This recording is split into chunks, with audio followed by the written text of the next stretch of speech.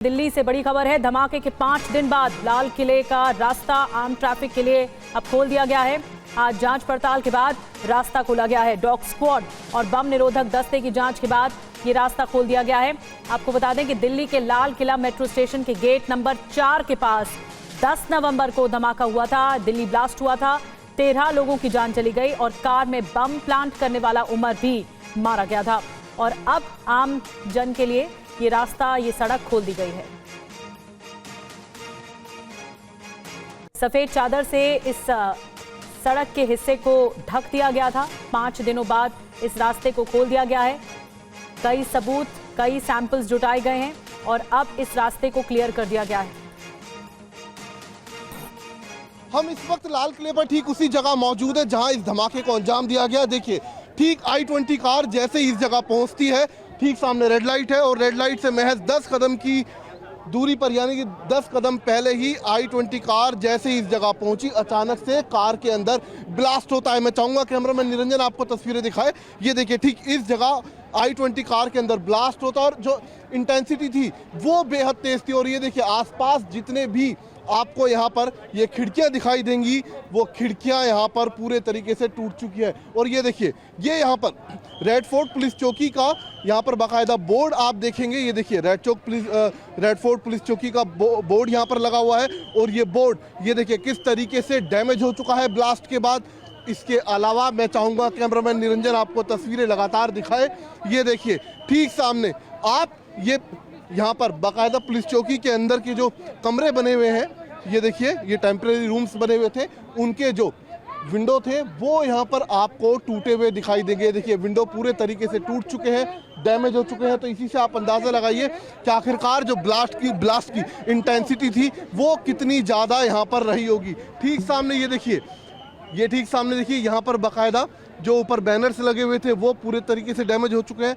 ये Lal Qila metro station का gate number 4 है, जिसके महज 5 कदम आगे ही ये ब्लास्ट हुआ है। और ब्लास्ट ने कितनी तबाही यहाँ पर मचाई वो तस्वीरें अब आज आपके सामने हैं, क्योंकि इस रास्ते को अब फिलहाल आम लोगों के लिए, आवाजाही के लिए पूरे तरीके से खोल दिया गया है। तो कहा जा सकता है कि ब्लास्ट के बाद अब जो जिंदगी है लाल किले के आसपास, अब उसको सामान्य करने की कोशिश दिल्ली पुलिस और जांच एजेंसी के द्वारा की जा रही है। ये देखिए, ठीक सामने ये धमाका हुआ था जहां पर पुलिस बल इस वक्त मौजूद है और फिलहाल इस रास्ते को यहां पर खोल दिया गया है। और धमाके का जो इम्पैक्ट था, जो इंटेंसिटी थी, यहाँ आसपास जो तबाही हुई, वो साफ तौर पर इस बात को बयां करती हुई तस्वीरों में नजर आ रही है।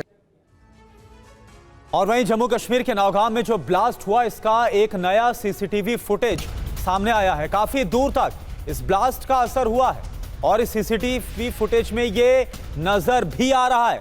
ये देखिए आप, ये तस्वीरें आपके सामने हैं।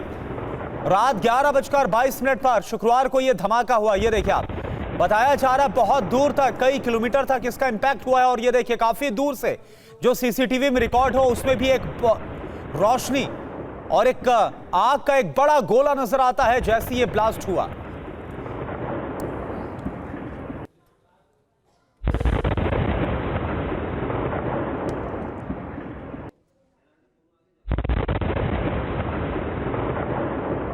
और महराज इस वक्त हमारे साथ जुड़े हुए हैं पूरी जानकारी के साथ। महराज, ये जो धमाका हुआ, क्योंकि अभी तक तो ये कहा जा रहा है कि सैंपल लिया जा रहा था और ये कोई आतंकी हमला नहीं, कोई आतंकी साजिश नहीं थी, लेकिन इसका इंपैक्ट इतना ज्यादा था कि कई किलोमीटर दूर तक इसका असर हुआ है। खैर, महराज से हमारा संपर्क टूट गया है, लेकिन ये तस्वीरें इस वक्त आपके सामने है। वक्त क्या था वो आप देख पा रहे हैं। शुक्रवार की रात 11:22 का वक्त था और तभी नौगांव में जिस थाने में, हालांकि खुले में, क्योंकि डीजीपी को हमने सुना था, खुले में ही अमोनियम नाइट्रेट रखा गया था और एफएसएल की जो टीम है वो उस वक्त सैंपल ले रही थी।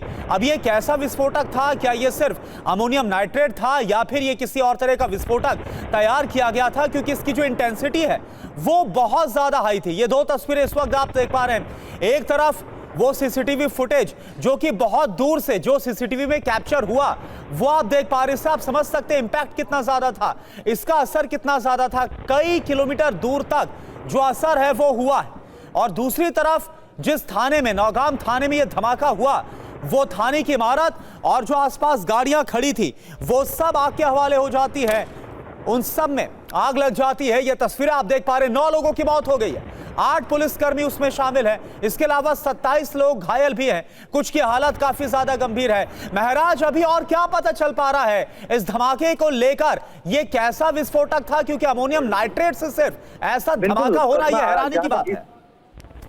बिल्कुल बिल्कुल, जहां तक इस धमाके की बात है तो काफी इंटेंस ब्लास्ट हुआ है ये। हालांकि एक्सीडेंटल ब्लास्ट हुआ, क्योंकि डीजीपी ने अभी क्लियर कर दिया कि एक्सीडेंटल ब्लास्ट है और इसमें भी जो है डिपार्टमेंट की तरफ से जो है इंक्वायरी की जाएगी कौन सा एसओपी जो है वो वायलेट किया गया जिसकी वजह से ये हुआ। लेकिन जो है डीजीपी ने सिरे से ही इस चीज से इनकार कर दिया कि इसमें कोई आतंकी एंगल है। लेकिन कुल मिलाकर कहें तो इसमें 9 लोगों की अभी तक मौत हुई है, जिसमें 2 राजस्व के अधिकारी भी शामिल है, 2 क्राइम विभाग के फोटोग्राफर्स भी शामिल है, और अगर हम स्टेट इन्वेस्टिगेशन एजेंसी उसके एक अधिकारी शामिल है। तो कुल मिलाकर 9 लोगों की मौत हुई है, जबकि 28 लोग जो है वो घायल है, और इसमें 2 राजस्व। चलिए, शुक्रिया आपका महराज इस पूरी जानकारी के लिए। तो किस तरह का ब्लास्ट था और क्या हुआ था, क्या कोई एसओपी का वायलेशन हुआ, इन सब को लेकर अभी तफ्तीश हो रही है।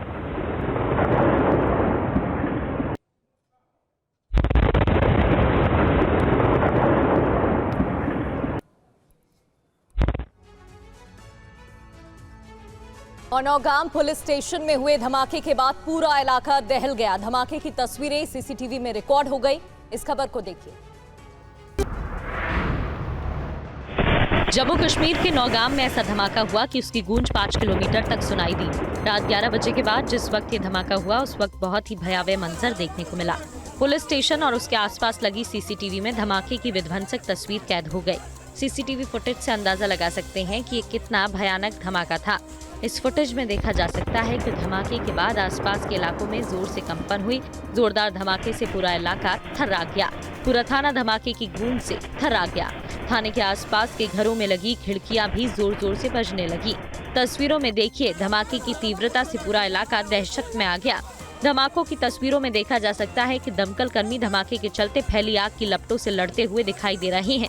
धमाके वाली जगह से भारी धुआं उठता हुआ नजर आया। धमाके के बाद जमीन पर भारी मलबा बिखरे हुए दिखाई दिया। कई गाड़ियां आग में पूरी तरह जलती हुई नजर आईं। ये ब्लास्ट इतना भयानक था कि इसकी गूंज से आसपास का इलाका थर्रा गया। जम्मू कश्मीर के नौगाम थाने में जोरदार धमाके में 8 पुलिसकर्मी समेत 9 लोगों की मौत हो गई। इस धमाके में 32 लोग घायल हुए हैं। पुलिस ने इसे हादसा बताया। कैसे हुआ धमाका, देखिए इस रिपोर्ट। जम्मू कश्मीर के नौगाम में हुए इस जोरदार धमाके के बाद पूरा इलाका दहल गया। इस धमाके की आवाज की गूंज कई किलोमीटर तक सुनाई दी। थाने कैंपस में मौजूद कई पुलिसकर्मियों की जान चली गई। जोरदार धमाके से आसपास के घरों की दीवारें हिल गई। धमाके के साथ ही पुलिस स्टेशन से तेज आग की लपटें उठने लगी। धमाके की खबर मिलते ही एम्बुलेंस और फायर ब्रिगेड की टीम मौके पर पहुंची और आग पर काबू पाने की कोशिश की। कई घंटों की मशक्कत के बाद आग पर काबू पाया गया। यह धमाका तब हुआ जब फॉरेंसिक टीम विस्फोटक की जांच कर रही थी। विस्फोटकों के सैंपल निकालने की प्रक्रिया चल रही थी। इसी दौरान अचानक जोरदार धमाका हुआ और पूरे पुलिस स्टेशन परिसर में आग लग गई। तस्वीरों में देखा जा सकता है कि यह धमाका कितना जोरदार था। धमाके के बाद पूरा इलाका हिल गया। जम्मू कश्मीर पुलिस ने बताया कि इस धमाके में 9 लोगों की मौत हो गई, जबकि 32 लोग घायल हो गए। धमाके में एफएसएल टीम के 3 सदस्यों की मौत हो गई। वहीं 1 एसआईए कर्मी, 2 फोटोग्राफर और 2 राजस्व अधिकारी की मौत हो गई। फिलहाल घायलों का अस्पताल में इलाज चल रहा है। हादसा कैसे हुआ, पुलिस इसकी जांच में जुटी हुई है। जम्मू कश्मीर के डीजीपी ने साफ कहा है कि नौगाम थाने में हुआ ब्लास्ट एक हादसा था, एक एक्सीडेंट था। विस्फोटकों की सैंपलिंग के दौरान ये घटना हुई। Huge quantity of explosive substances, chemicals and reagents were also recovered from Faridabad on 9th and 10th of November 25. This recovery, like the rest of the recoveries which we have done, was transported and kept securely in the open area of police station Nowgam. Due to the unstable and sensitive nature of the recovery, the sampling process, the handling was being done with extreme caution, with utmost caution by the FSL team. However, unfortunately, during this course, last night around 11:20 p.m., an accidental explosion has taken place.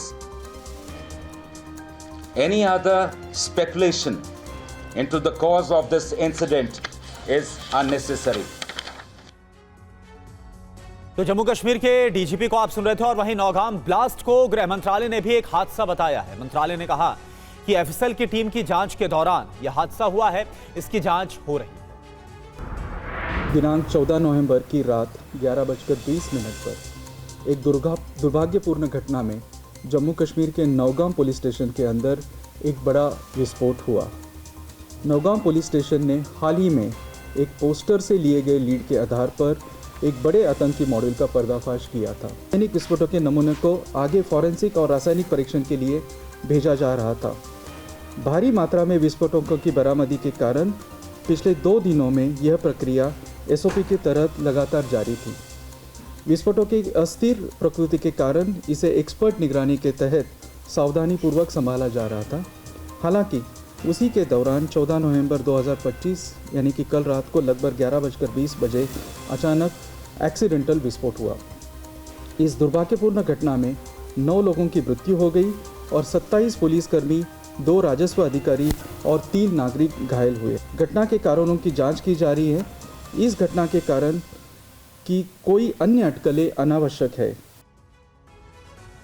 Nowgam में हुए धमाके के बाद जांच चल रही है। रात 11 बजे जिस समय धमाका हुआ उस समय क्या हुआ, चश्मदीदों ने बताया, सुनवाते हैं आपको।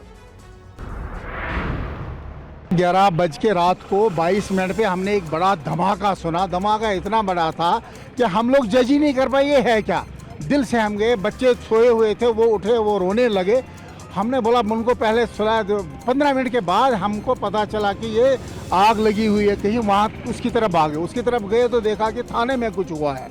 और थाने में क्या हुआ है, सब लोग उधर आए और देखा कि पूरा आग, तहस नहस, धुआं, गाड़ियाँ जल रही हैं, लोग पड़े हुए हैं। तो ये सब हमने देखा। तो उस वक्त जो है हमारे बाद में ये इसलिए पता चला कि लोगों के रोने की आवाज़ आई, तब हम बाहर निकले, नहीं तो हमें पता ही नहीं चलता कि भाई क्या हुआ है। तो हमने देखा कि हमारे यहाँ पे पड़ोसी भी है एक, वो लड़का बेचारा वो भी इसमें मरा है, मोहम्मद शफी है, टेलर मास्टर, वो भी इन्हीं का काम कर रहा था, इसी का वो कुछ वो बना रहा था। जैसे अभी घर वालों ने अभी बोला, उनकी मिसेज ने, उनके बच्चों ने बोला, छोटे छोटे बच्चे, उन्होंने बोला कि वो उन्हीं का काम करने जाता, पूरा दिन उसने उन्हीं का काम किया है और रात को फिर उसको ये सज़ा मिली है। अगर हम जानी की नुकसान की बात करें तो हमने वहाँ देखी, लाशें देखी उस वक्त, कितनी हमको खुद समझ में नहीं आया। नौगाम ब्लास्ट के बारे में अब तक क्या क्या हुआ, इस बारे में बता रहे हैं टीवी 9 संवाददाता महराज अहमद।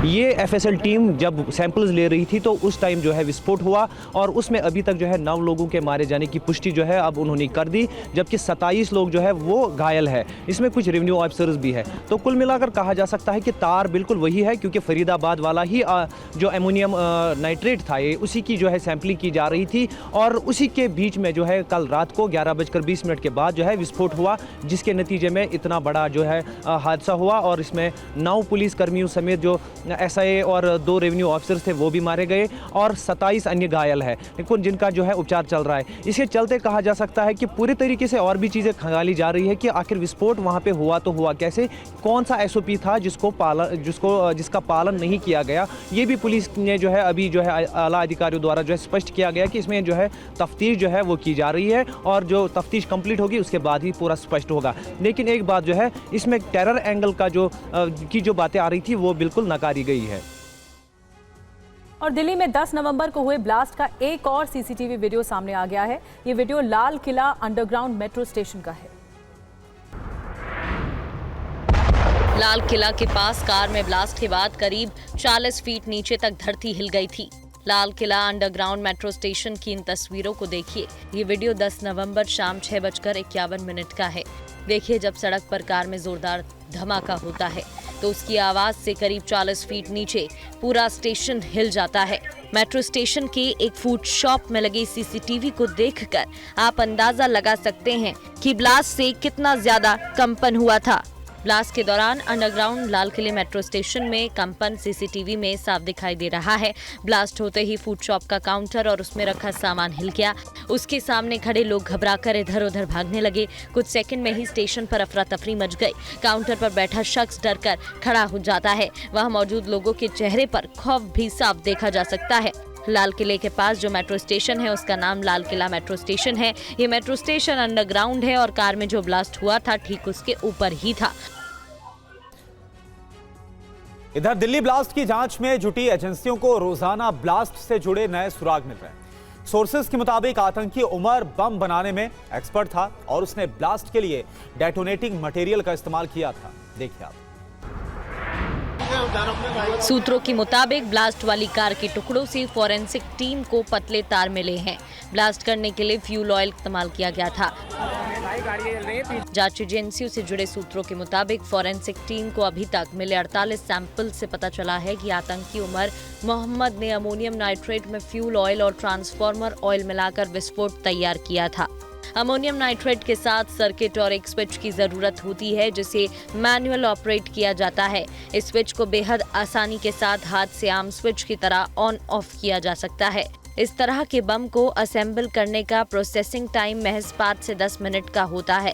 ऐसे में जांच एजेंसियां ये पता लगाने में जुटी हैं कि डॉक्टर मोहम्मद ने ये हाई इंटेंसिटी का बम कहां तैयार किया था।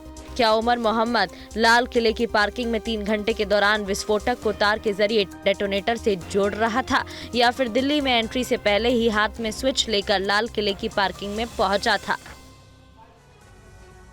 दिल्ली में कार धमाके के कई पेच अभी भी अनसुलझे हैं, जो एजेंसियों को इस तरह इशारा कर रहे हैं कि विस्फोट के लिए बम को पार्किंग के अंदर ही 3 घंटे में तैयार किया गया था। रिपोर्ट देखिए। आखिर 5 दिनों से लाल किले के आसपास क्या तलाश कर रही है जांच एजेंसियां? क्या उमर के अलावा भी लाल किले की पार्किंग में कोई और था जिसने उमर की बम तैयार करने में पूरी मदद की थी? लाल किले की पार्किंग सोमवार को बंद रखी जाती है, लेकिन अगर उसमें कोई गाड़ी लेकर आ भी जाए तो वो आसानी से पार्क हो जाती है। हालांकि ज्यादा गाड़ियां नहीं होती, इसलिए आशंका यही है कि उन्हें बम तैयार करने के लिए काफी समय मिल गया और किसी ने उन पर ध्यान नहीं दिया। सूत्रों के मुताबिक किसी भी बम को तैयार करने से लेकर उसे धमाके में तब्दील करने के लिए डेटोनेटर की जरूरत होती है, जो बम धमाके में मुख्य सप्लाई का काम करता है, यानी उसके डिटेक्ट करते ही धमाका होता है। दरअसल स्पॉट से कुछ ऐसे नमूने मिले हैं जो गाड़ी में अमोनियम नाइट्रेट के होने की तरफ इशारा कर रहे हैं। अगर धमाके से पहले अमोनियम नाइट्रेट और उसमें केमिकल ऑयल को बंद गाड़ी में रखा जाएगा तो उसमें गर्मी बढ़ती जाएगी, जिसके बाद वो दबाव सहन नहीं कर सकता। इसलिए 3 घंटे का समय इस दबाव को बनाने के लिए लिया जा सकता है, ऐसा अनुमान लग रहा है। लेकिन इसे ब्लास्ट करने के लिए स्पॉट से पुख्ता सबूत जरूरी है, जिसकी जांच एजेंसियां तलाश कर रही हैं। और फरीदाबाद विस्फोटक बरामदगी केस में गिरफ्तार डॉक्टर मुजम्मिल के मोबाइल फोन से आतंक के डॉक्टर्स के बड़े नेटवर्क का पर्दाफाश हुआ है। सूत्रों के मुताबिक एजेंसियों ने डॉक्टर्स की एक लंबी लिस्ट तैयार की है, जिसमें अल फलाह यूनिवर्सिटी से पढ़े और वहां पर काम करने वाले डॉक्टर्स की तादाद ज्यादा है। दिल्ली में धमाका करने वाला डॉक्टर उमर अल फलाह यूनिवर्सिटी का ही था। सूत्रों के मुताबिक आतंकी हमले में जांच के तार अल फलाह यूनिवर्सिटी से जुड़ते ही 15 से ज्यादा डॉक्टर संदिग्ध परिस्थितियों में मिसिंग मिले हैं। ये सभी लोग डॉक्टर मुजम्मिल के संपर्क में थे।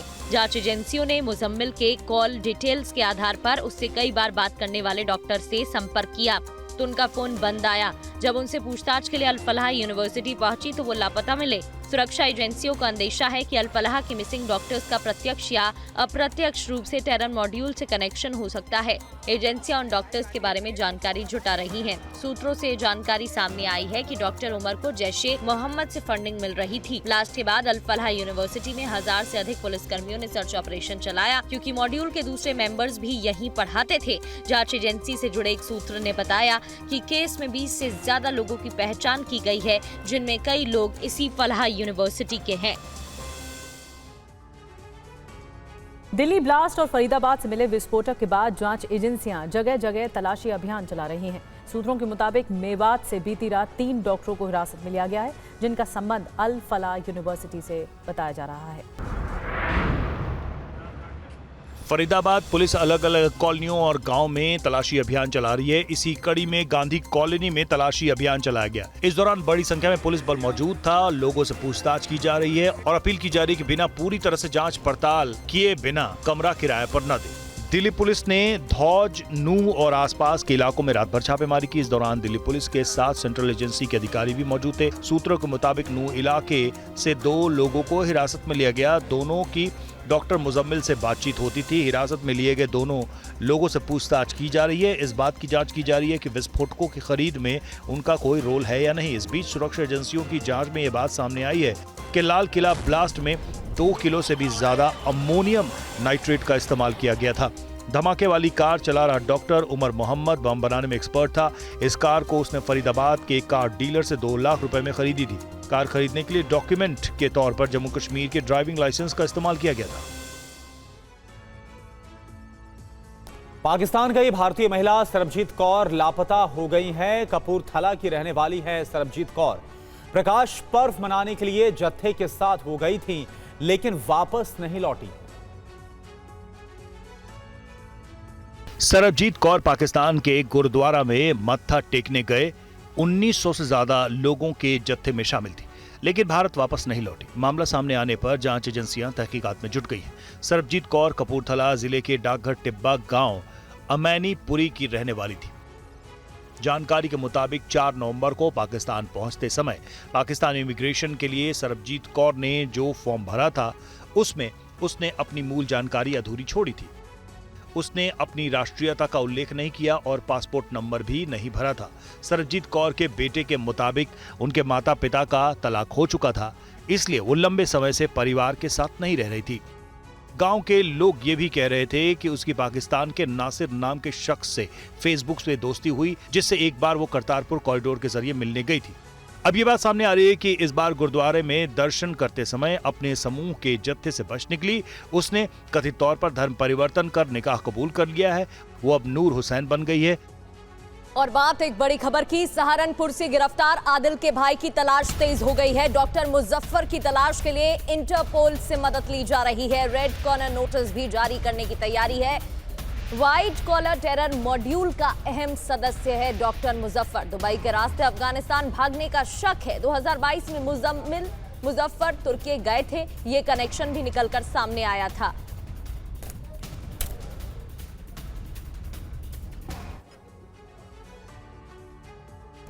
और तुर्की में उकाशा से मिला था डॉक्टर मुजफ्फर। तुर्की में ही फंडिंग, हमले की प्लानिंग का फाइनल प्लान तैयार हुआ।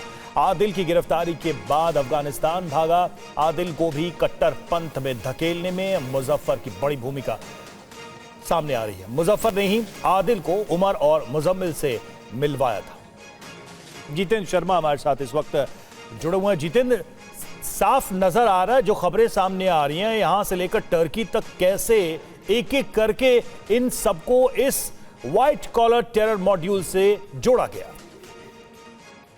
जी बिल्कुल, देखिए जो डॉक्टर मुजफ्फर है फिलहाल उसकी तलाश की जा रही है और कोशिश उसको लेकर यह है कि जल्द से जल्द उसके खिलाफ रेड कॉर्नर नोटिस जारी कराया जा सके।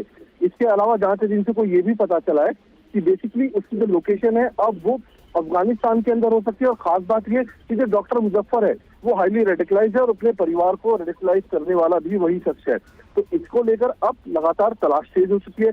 साथ ही इसके बारे में पता चला है कि ये जैश ए मोहम्मद और अन्य जो ये मॉड्यूल था फरीदाबाद वाला, इनके बीच की एक अहम कड़ी थी। लगातार यही हैंडलर्स के संपर्क में था, उकासा के संपर्क में, उकासा के दिए गए निर्देश को आगे इनसे फॉलो करवा रहा था। तो इस वक्त सबसे महत्वपूर्ण कड़ी मुजफ्फर को माना जा रहा है और ऐसा माना जा रहा है कि कहीं ऐसा तो नहीं कि मुजफ्फर ही इस पूरे ब्लास्ट का मास्टरमाइंड हो, क्योंकि जो टेरर फंडिंग थी वो भी मुजफ्फर के द्वारा ही बताया जा रहा है कि इकट्ठा की जा रही थी, इन तक पहुंचाई जा रही है। नहीं जितेंद्र, अगर सीधे सीधे कहें जितेंद्र की वो कौन सी जानकारियां या फैक्ट्स हैं जिसकी वजह से ऐसा लग रहा है कि डॉक्टर मुजफ्फर ही इस पूरे मामले में मास्टरमाइंड हो सकता है? जी बिल्कुल, देखिए डॉक्टर आदिल से जब पूछताछ की गई तो डॉक्टर मुजफ्फर के बारे में पता चला। इन बिटवीन पता चला कि डॉक्टर मुजफ्फर जो है वो ना सिर्फ आदिल का भाई होने के नाते उसके संपर्क में था, बल्कि डॉक्टर शाहीन के संपर्क में भी था, डॉक्टर उमर के संपर्क में भी था और डॉक्टर मुजम्मिल के संपर्क में भी था और कुछ और लोग थे जिनके संपर्क में लगातार जम्मू कश्मीर के अंदर बना हुआ था। तो ऐसे में इसके ऊपर शक्ति सुई जाना बेहद जरूरी था। और जब खुद बताया आदिल ने कि उसके भाई के कहने पर ही वो इस टेरर मॉड्यूल के साथ जुड़ा है, तो कहीं ना कहीं ये अंदेशा पुलिस के मन में बना हुआ है कि ऐसा तो नहीं कि यही मास्टरमाइंड हो। तो इसको लेकर उसको जब ट्रेस किया गया तो उसकी जो लोकेशन है वो अफगानिस्तान में पता चली। तो अब जो शक है वो धीरे धीरे पुख्ता होता जा रहा है और अब जो जांच है वो इसी दिशा में आगे बढ़ रही है। जी नजर आप बनाए रखें। शुक्रिया जितेंद्र आपका।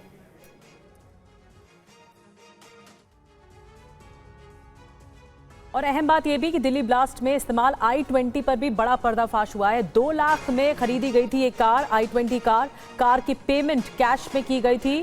फरीदाबाद के कार डीलर से खरीदी गई थी एक कार। डॉक्यूमेंट के तौर पर जम्मू कश्मीर का ड्राइविंग लाइसेंस दिया गया था।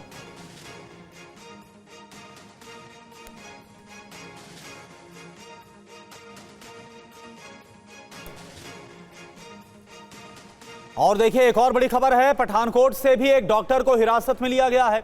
हिरासत में लिया गया है डॉक्टर रियाज अहमद। ये सोर्सेज से जानकारी मिल रही है।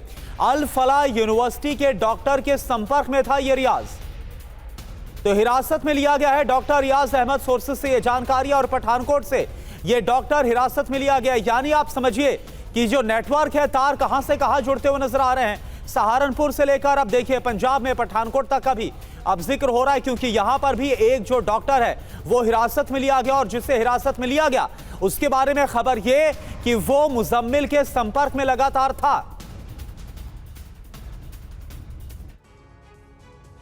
और बात बिहार से जुड़ी बड़ी खबर की। बिहार में जीत के बाद पार्टी विरोधी गतिविधियों को लेकर एक्शन लिया जा रहा है। पूर्व केंद्रीय मंत्री आरके सिंह पार्टी से निलंबित। 1 हफ्ते आरके सिंह से जवाब मांगा है। 1 हफ्ते के अंदर उन्हें जवाब देना होगा। बीजेपी एमएलसी अशोक अग्रवाल भी निलंबित। अग्रवाल के बेटे ने एमवीए से चुनाव लड़ा था। और रुपेश हमारे संवाददाता हमारे साथ जुड़ गए हैं। रुपेश, अब हर सिरे से कार्रवाई की जा रही है और पार्टी विरोधी गतिविधि करने वाले नेताओं पर भी एक्शन लिया जा रहा है। जी हाँ, बिल्कुल। पार्टी विरोधी गतिविधियां और आरके सिंह जो भारतीय जनता पार्टी के सांसद थे, केंद्रीय मंत्री थे, और उसके बाद से वो चुनाव भी लड़ना चाहते थे, लेकिन आरा के किसी सीट से, क्योंकि 2 ऐसे जो पूर्व सांसद हैं और पिछली बार उनको टिकट मिला था, वो हार गए थे, रामकृपाल यादव और सुनील कुमार पिंटू। इन दोनों को टिकट दिया गया और पार्टी से दोनों ने चुनाव लड़ा। लेकिन आरके सिंह लगातार न सिर्फ सम्राट चौधरी, प्रदेश नेतृत्व, बल्कि भारतीय जनता पार्टी के खिलाफ न सिर्फ बयान दे रहे थे। सम्राट चौधरी पर तो उन्होंने कई ऐसे स्टेटमेंट जारी किए, भ्रष्टाचार के आरोप लगाए, पूरे बीजेपी की प्रदेश इकाई को ही उन्होंने कटघरे में खड़ा किया। लेकिन भारतीय जनता पार्टी ये इंतजार कर रही थी, और शायद आरके सिंह भी ये इंतजार कर रहे थे कि पार्टी उनके ऊपर कब कार्रवाई करती है, क्योंकि कार्रवाई के डर के बगैर वो लगातार उस तरह के बयान दे रहे थे।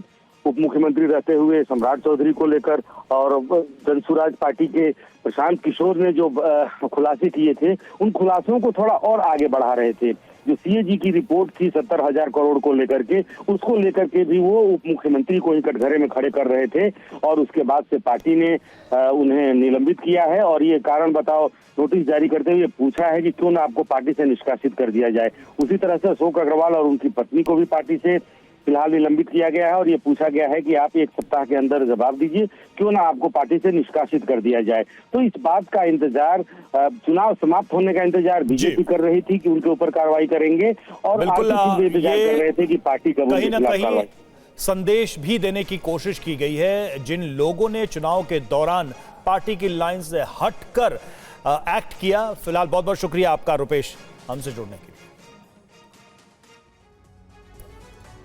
और बिहार चुनाव में हार के बाद कांग्रेस की बैठक, कांग्रेस अध्यक्ष मल्लिकार्जुन खड़गे के आवास पर बैठक। राहुल गांधी, केसी वेणुगोपाल, अजय माकन इस बैठक में मौजूद।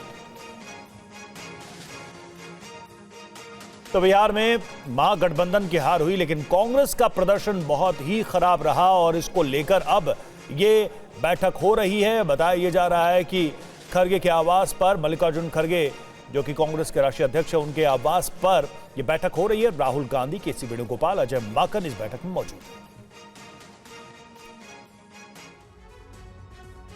और राहुल गांधी, मल्लिकार्जुन खड़गे ने लालू और तेजस्वी यादव से भी बात की है। फोन पर कांग्रेस नेताओं से बातचीत हुई है। केसी वेणुगोपाल और बिहार कांग्रेस प्रभारी कृष्णा अल्लावेरू रहे साथ मौजूद। केसी वेणुगोपाल ने कहा है कि 90% का जो स्ट्राइक रेट आया है वो अविश्वसनीय है, जिस पर विश्वास नहीं हो रहा है। चुनावी नतीजों की समीक्षा करेंगे, लोगों के सामने डिटेल्स रखेंगे, चुनाव आयोग से भी जवाब मांगेंगे। Which had come from Bihar is unbelievable for all of us. This is not only for Congress, entire Bihar people are not believing it.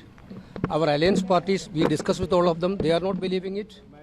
And I don't know, media people also, whether you believing or not. Because 90% plus strike rate for a political party, which has not happened in Indian history. Because that 90% strike rate happened there. And we are doing a thorough analysis. We are collecting the data. We are doing a thorough analysis. Within 1 or 2 weeks, we will come with the concrete proofs. तो जिस तरह से NDA ने perform किया, 90% का जो strike rate है, केसी वेणुगोपाल को आपने सुना, उन्होंने बताया कि इस पर विश्वास नहीं हो सकता। अब एक और बड़ी खबर इससे जुड़ी हुई, चिराग पासवान ने नीतीश कुमार से मुलाकात की है। एनडीए की जीत के बाद नीतीश कुमार के घर पर पहुंचे हैं, मुबारकबाद दी है, मुलाकात की। ये देखिए आप, चिराग पासवान ने कहा नीतीश को बधाई और नीतीश कुमार ने हमारे कैंडिडेट्स का समर्थन किया। ये चिराग पासवान की तरफ से कहा गया। चुनाव में हमारा गठबंधन एकजुट रहा है, चिराग पासवान की तरफ से मुलाकात के बाद ये बताया गया। ये ऐतिहासिक जीत संभव ही नहीं थी बिना हर सहयोगी दल के एक दूसरे के ईमानदार समर्थन के। ये ईमानदार समर्थन ही इतनी बड़ी जीत का कारण रहा। उसके लिए एक बार फिर से मुख्यमंत्री जी को कल फोन पर हम लोगों ने बधाई दी थी, पर आज व्यक्तिगत तौर पर मिलकर उनको बधाई और शुभकामनाएं देते। तो प्रचंड जीत के बाद एनडीए में अब सरकार बनाने की तैयारी चल रही है। जेडीयू के प्रदेश अध्यक्ष इस जीत का श्रेय किसे दे रहे हैं, टीवी9 संवाददाता ने जानने की कोशिश की। सुनवाते हैं आपको।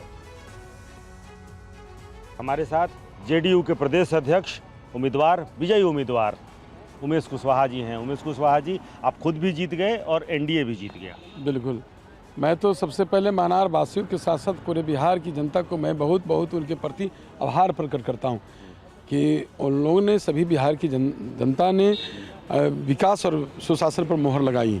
इसके लिए उनके प्रति बहुत। अपनी जीत का सबसे बड़ा एक कारण, एनडीए की जीत का एक कारण, जो सबसे बड़ा कारण आपको लगता है? हमारे नेता के नीति का कोई सानी नहीं, हमारे नेता की नीयत में कोई खोट नहीं, हमारे नेता से बड़ा कोई चेहरा नहीं। हमारे नेता माननीय प्रधानमंत्री नरेंद्र मोदी जी, माननीय मुख्यमंत्री नीतीश कुमार जी की करसमाई जोड़ी के लोगों ने पसंद किया है। एक सवाल जिसका जवाब स्पष्ट नहीं आ रहा है कि अगले मुख्यमंत्री कौन होंगे। नहीं, ये बात हमसे पूछते हैं। ये हम लोग ने संकल्प ही लेकर चला था 2025 में, 225 फिर से नीतीश। तो संकल्प लेकर हम लोग चले। सभी एनडीए घटक दल के पांचों दल के प्रदेश अध्यक्ष, सभी लोग, नेता ऊपर से लेकर नीचे तक के सब लोगों ने आपस में समन्वय बनवाया और एक ही लक्ष्य, एक ही। बिहार में बम्पर जीत के बाद अब एनडीए के घटक दलों की बैठक होने वाली है, जिसमें नेता का चयन होगा। इसी मुद्दे पर टीवी9 संवाददाता कुमार कुंदन ने बिहार बीजेपी के अध्यक्ष दिलीप जायसवाल से खास बात की। जनता के बीच सरकार का माहौल अच्छा था, इसीलिए हम लोग को उम्मीद थी कि इस तरह का रिजल्ट आना चाहिए। रिजल्ट अब आ चुका है, अब आगे की प्रक्रिया क्या है? अब सभी दल जो है अपने अपने नेता को चुनेंगे और उसके बाद पांचों दल मिल करके जो है एनडीए के विधायक दल के नेता का चयन करेंगे। अगर भारतीय जनता पार्टी विधायक दल की बैठक की बात करें तो कब होगी और क्या उसके लिए दिल्ली से पर्यवेक्षक आएंगे? अभी दिल्ली से पर्यवेक्षक तो आते ही हैं और ये सब तय केंद्रीय नेतृत्व को करना है। अभी तो 1-2 दिन बाद ही ये सब प्रक्रिया शुरू होगा और केंद्रीय नेतृत्व जो हमारे नेता हैं वो सब सारा चीज़ तय करते हैं। विधायकों से मिलने मिलाने का सिलसिला जारी है, खास करके जो जीत के आ रहे हैं, क्या उनको कोई मंत्र वगैरह दे रहे हैं आप? नहीं, अभी कोई विधायक यहाँ आए नहीं हैं। अभी तो कल रात तक, लेट रात तक रिजल्ट ही निकला है और 1-2 दिन बाद सब विधायक लोगों का आना शुरू होगा। फिर अपना खुशी, सभी लोगों को एक बधाई और खुशी का माहौल रहेगा। आगे बढ़ते हैं। फुलवारी शरीफ के नवनिर्वाचित विधायक श्याम रजक ने नीतीश कुमार से मुलाकात की है। नीतीश के साथ श्याम रजक की क्या बातचीत हुई, टीवी9 संवाददाता ने जानने की कोशिश की है। इधर उधर नहीं, सीधे नीतीश कुमार के नेतृत्व में सरकार बनेगी और औद्योगिक विकास के प्रति हमारी लक्ष्य जो है उसको पूरा करने का काम करेंगे। सीधे इधर उधर कुछ नहीं, सीधे मुख्यमंत्री नीतीश। इधर कहीं इफ बट लेकिन किंतु परंतु न था, न है, न रहेगा। अब तो बातें पोर्टफोलियो, कौन मंत्री बनेगा, कौन ये सारी, कौन कब शपथ लिया, सारा कुछ माननीय मुख्यमंत्री जी के अधिकार के अंतर्गत है। हमारे नेता के अधिकार के अंतर्गत है। वो किससे राय लेंगे, क्या करेंगे, कौन पार्टी कितना होगा, ये सब उनके अधिकार में। बिहार की जो सिंगल लार्जेस्ट पार्टी है, जो सबसे बड़ी पार्टी है, उसको लेकर के कोई शंका बयानों में? शंका नहीं है, पहले से ही तय था। अच्छा, जो तय था कि नीतीश कुमार हैं, नीतीश कुमार थे और नीतीश कुमार रहेंगे, इसमें कहीं कोई संशय की बात नहीं। जो लोग संशय कर रहे थे, जो सरकार बनाना चाह रहे थे, वो तो अपने घर में सर फुटबॉल का काम शुरू हो चुका है। और वहीं बिहार में एनडीए की बम्पर जीत हुई है। बीजेपी का दावा है कि लोगों ने जाति और धर्म का बंधन तोड़कर पार्टी को वोट दिया है। पटना में टीवी9 संवाददाता रुपेश कुमार ने मुस्लिम समुदाय के लोगों से भी बात की। उनका क्या कहना है, यह आपको सुनाते हैं। और पूरे बिहार में जो जनता की जीत है, टीका और टोपी एक साथ है। ये भगवान राम का धरती है, ये ख्वाजा मोइनुद्दीन का धरती है। टीका टोपी साथ साथ, टीका टोपी साथ साथ है और हमेशा के लिए रहेगा। ये जीत बिहार के एक नागरिक की जीत है। यह जीत मजहब और धर्म से उठ करके जीतने वाली जीत है। यहाँ एक मतदाताओं ने बढ़ चढ़ करके एनडीए के साथ दिए हैं। ये माननीय प्रधानमंत्री का जो नारा था, सबका साथ सबका विकास सबका प्रयास, और माननीय मुख्यमंत्री का जो नारा यहाँ था, न्याय के साथ विकास, और वो विकास के राह जा रहा था कि टोपी बीजेपी को वोट नहीं करता। देखिए, आज आपको बता देना चाहता हूँ कि मुस्लिम महिलाओं ने खास करके जो बुर्का पर वाद विवाद हो रहा था, वक्फ का डरवाया जा रहा था, राम मंदिर पर डरवाया जा रहा था, आज वो भ्रम खत्म हो गया है। इसलिए कि लालू यादव जो माई समीकरण लेकर के चल रहे थे। माई समीकरण ये दर का है क्या? माई समीकरण दर का समीकरण मतलब मुस्लिम है क्या? उसमें तो मल्ला है ना। ये राम रहीम की धरती है, ये पीर फकीरों की धरती है। यहाँ राम और रहीम दोनों एक साथ मिल करके रहे और बढ़ चढ़ के हिस्सा लिए। आज भगवत का आपको बता दिया होगा, इन्हीं का रिजल्ट बता दिया होगा आपको कि बिहार किसके साथ। मुसलमान बच्चों को कंप्यूटर और कुरान चाहिए, तेल पिलावन लाठी नहीं चाहिए, कब्रिस्तान का डरावा नहीं चाहिए, वक्फ का डरावा नहीं चाहिए, सिर्फ मुसलमान को कुरान और कंप्यूटर चाहिए। ये राम और रहीम की धरती है। कोई बांटने की कोशिश करेगा उससे बढ़ जाएगा क्या? मैं तो कह रहा हूं, राम जी हिंदुस्तान का फरिश्ता है, कैसे उसको लोग नहीं मानेगा? राम जी को मानने वाले सभी मुसलमान हैं और ख्वाजा के मानने भी वाले सभी मुसलमान हैं। बिल्कुल। जय श्री राम, जय श्री राम, जय श्री राम। बच्चों की गली में बताया खलबली, क्योंकि बजरंगबली की समर्थन में खड़ा है नवाब अली। भारत माता की। उत्तर प्रदेश के रायबरेली में शुक्रवार रात करीब 1 बजे पुलिस और बदमाशों के बीच मुठभेड़ हो गई। लालगंज थाना इलाके में हुई इस मुठभेड़ के बाद पुलिस ने 3 बदमाशों को गिरफ्तार कर लिया। रायबरेली एनकाउंटर में पकड़े गए बदमाशों में से एक के पैर में गोली लगी है, जिसे इलाज के लिए अस्पताल में भर्ती कराया गया। घटना लालगंज थाना इलाके के बहाई चौकी के पास की है। लालगंज थाना इंचार्ज प्रमोद सिंह अपनी टीम के साथ चेकिंग कर रहे थे। इसी दौरान सामने से आ रहे 3 बाइक सवारों को पुलिस ने रुकने का इशारा किया। पुलिस को देखकर बदमाशों ने अपनी बाइक मोड़ दी और तेजी से भागने लगे। तेज रफ्तार के कारण उनकी बाइक फिसल गई, जिससे तीनों बदमाश गिर पड़े। पुलिस ने तुरंत कार्रवाई करते हुए 2 बदमाशों को मौके पर ही पकड़ लिया। हालांकि एक बदमाश भागने की कोशिश करने लगा और पुलिस पर फायरिंग शुरू कर दी। आत्मरक्षा में पुलिस ने भी जवाबी फायरिंग की, जिसमें भाग रहे बदमाश ऋतिक के पैर में गोली लग गई। घायल बदमाश को तत्काल अस्पताल में भर्ती कराया गया। पुलिस के अनुसार पकड़े गए सभी बदमाश बिहार के निवासी बताए जा रहे हैं। प्रथम दृष्टया जो हमारी जांच है उसमें पता चल रहा है कि ये लोग चोरी और लूट का कार्य करते हैं। ये लोग बिहार मुंगेर का रहने वाला है। इनके पास से तमंचा और देसी कारतूस भी मिले हैं। आगे बढ़ते हैं। कोलकाता के बड़ा बाजार मार्केट में आज सुबह भीषण आग लग गई। यहां स्ट्रीट के इलेक्ट्रॉनिक सामान की दुकानों में लगी भीषण आग से पूरे इलाके में अफरा तफरी मच गई।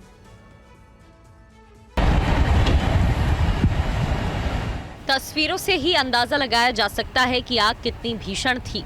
आग ने एक के बाद एक कई दुकानों को अपनी चपेट में ले लिया। दमकल विभाग के अनुसार आग लगने की सूचना आज सुबह तड़के लगभग 5 बजे मिली। शुरुआत में आग बुझाने के लिए फायर ब्रिगेड की 6 गाड़ियां पहुंची, लेकिन आग की भव्यता देखते हुए बाद में इसकी संख्या बढ़ाकर 21 कर दी गई। मौके पर मौजूद फायर ब्रिगेड की टीम को आग पर काबू पाने के लिए कड़ी मशक्कत करनी पड़ी। हालांकि घनी आबादी और ज्वलनशील सामानों की मौजूदगी की वजह से फायर ब्रिगेड की टीम को काफी परेशानी हुई। स्थानीय दुकानदारों का कहना है कि आग से भारी आर्थिक नुकसान की आशंका है, क्योंकि यहाँ बाजार की कई दुकानें पूरी तरह जलकर खाक हो चुकी हैं। घटनास्थल पर कोलकाता पुलिस के डीसी सेंट्रल भी पहुंचे और दमकल अधिकारियों के साथ हालात का जायजा लिया। आग लगने की वजह क्या थी, इसकी जांच जारी है। हालांकि शुरुआती जांच में ये पता चला है कि शॉर्ट सर्किट की वजह से आग लगी, जिसने अपनी चपेट में कई दुकानों और गोदाम को ले लिया। और वहीं बढ़ते पॉल्यूशन और हवा की खराब होती गुणवत्ता के चलते सरकार ने ग्रेडेड रिस्पांस एक्शन प्लान के तीसरे चरण को लागू कर दिया है। बावजूद इसके दिल्ली का क्या हाल है, आप जरा देखिए रिपोर्ट में। तस्वीरें दिल्ली के अलग अलग इलाके की हैं। तस्वीरों से ही अंदाजा लगाया जा सकता है कि दिल्ली में बढ़ते प्रदूषण की वजह से क्या हाल है। न सिर्फ दिल्ली बल्कि पूरे एनसीआर में ऐसी ही तस्वीरें देखी जा रही हैं। हर तरफ सफेद धुंध की चादर है। दिल्ली एनसीआर में बढ़ते प्रदूषण और हवा की खराब होती गुणवत्ता के चलते सरकार ने ग्रेडेड रिस्पांस एक्शन प्लान यानी कि ग्रैप के तीसरे चरण को लागू कर दिया है। फैसले के साथ ही BS 3 पेट्रोल और BS 4 डीजल गाड़ियों पर अस्थायी प्रतिबंध लगा दिया गया है, लेकिन इसके बाद भी हवा की गुणवत्ता में कोई सुधार नहीं हो पा रहा। ग्रैप 3 तब तक लागू रहेगा जब तक एयर क्वालिटी इंडेक्स 400 से नीचे नहीं आता। प्रदूषण तो बहुत है, खराश सुबह सुबह सांस लेने में तकलीफ होती है, जैसे सीना जम गया हो। मौसम तो देखो ठंडा हो गया है, लेकिन इसी वजह से पॉल्यूशन भी बढ़ गया है। इससे अब प्रॉब्लम हो रही है। आप निकल के जाओ, अब जब घर जाओगे ना आपको लगेगा गले में प्रॉब्लम थोड़ी सी। सबसे प्रदूषित दिल्ली का AQI 428 है। दूसरे नंबर पर नोएडा है, जहां का AQI 425 है।